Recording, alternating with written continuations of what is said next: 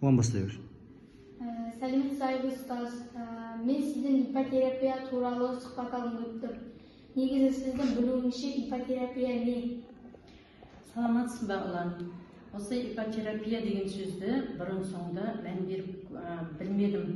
Енді өзіміздің басымызға түскеннен кейін Атырау қаласынан арнайы Бәйгітөбе елді мекеніне Қалима Сағындыққызы деген ипотерапевт врач келіп, арнайы балаларды жинақтады. Сол кезде соның ішінде менің балам да болды. Негізінен балам ішкі құрылысына операция жасалған. Осы врачтың айтуы бойынша ипотерапияға атпен емдеу екен. Сондықтан да баламды сол орталыққа уақытылы апарып тұрдым. Ол негізі атпен емдеу, жай ғана атпен серуендеудің арасында айырмашылық бар.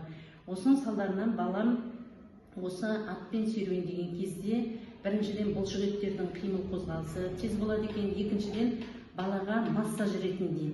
Енді осы баламнан өзгешелік байқағаннан кейін осы кісінің маған берген өзінің жаңағы тәжірибесінің арқасында мен балаларымды жетістікке жеткіздім деп ойлаймын. Қазіргі таңда осы балаларды енді заман талабына сай итпен емдеу, атпен емдеу деген көп қой, соның заман талабына сай мына біздің қазақ салтында ең бірінші қолға жылқы үйретсе, сол жылқы малының тек қана киелі, тек қана міну үшін пайдаланбау керек. Осы ипотерапия ретінде балаларға жақсы ем беретін қасиетін түсіндім.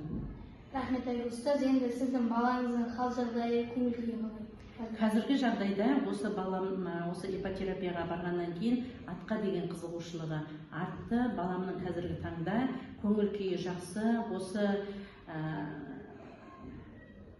ипотерапияның әсерінен баламызға жеке өзіне жылқы малын сатып алып беріп, баламыз қазіргі таңда өзінің жеке жылқысымен күніне бір рет осы өзі ауылдың ішінде жүріп қайтады. Ал ипотерапияда біздерге ең бірінші ат белгі болып, ол арнайы баланы құлап қалмас үшін, денесін тік ұстап отыру үшін арнайы нұсқаулықтар берді. Сол нұсқаулықтарды баламызға қазіргі таңда сақтап отырмыз деп ойлаймын. Рахмет Айгүл ұстаз. Рахмет Алан. Осындай үлкен ауқымды тақырып алып, осындай елдің мүддесін ойлап жүргеніңе сәттілік тілеймін.